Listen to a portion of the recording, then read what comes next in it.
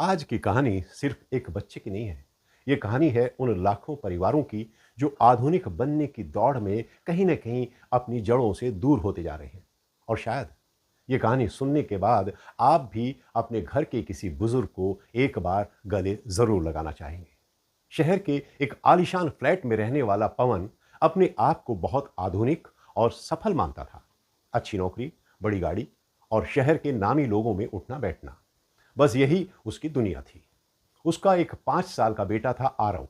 पवन का सपना था कि उसका बेटा शहर के सबसे प्रतिष्ठित इंटरनेशनल स्कूल में पढ़े, लेकिन उस स्कूल में एडमिशन मिलना आसान नहीं था।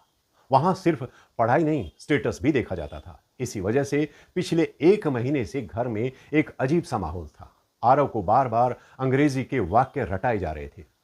से good morning, my name is Aarav, how are you. दिन हो या रात, बस इंटरव्यू की तैयारी। उसी बीच गांव से पवन की मां गुणमाला देवी अपने पोते से मिलने शहर आ गई। उसके हाथ में एक छोटी सी पोटली थी जिसमें उसने अपने हाथों से बनाए हुए लड्डू रखे हुए थे।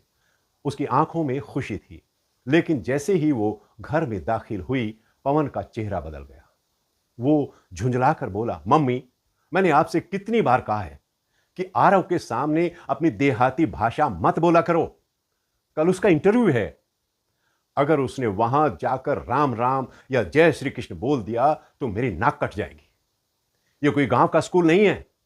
ये शब्द सुनकर गुणमाला देवी का दिल टूट गया, लेकिन उन्होंने कुछ नहीं कहा। चुपचाप अपने लड्डुओं की पोटली वापस रख ली। एक मां का दिल शायद बेटे की हर बात को सह लेता है, लेकिन उस दिन उनकी आंखों की नमी बहुत कुछ कह रही थी।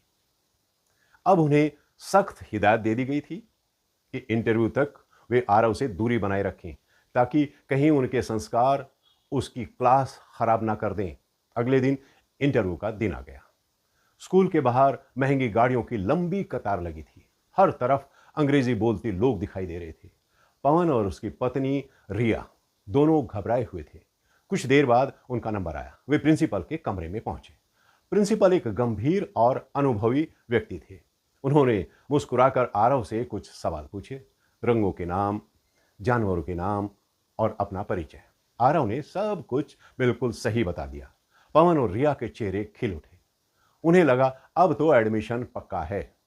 लेकिन तभी प्रिंसिपल ने एक ऐसा सवाल पूछ लिया जिसकी तैयारी किसी ने नहीं करवाई थी। उन्होंने पूछा, बेटा, जब आपके घर कोई बड़ा मेहमान आता है या आप अपने दादा दादी से मिलते हो तो सबसे पहले क्या करते हो? कमरे में अचानक सन्नाटा छा गया। पवन का दिल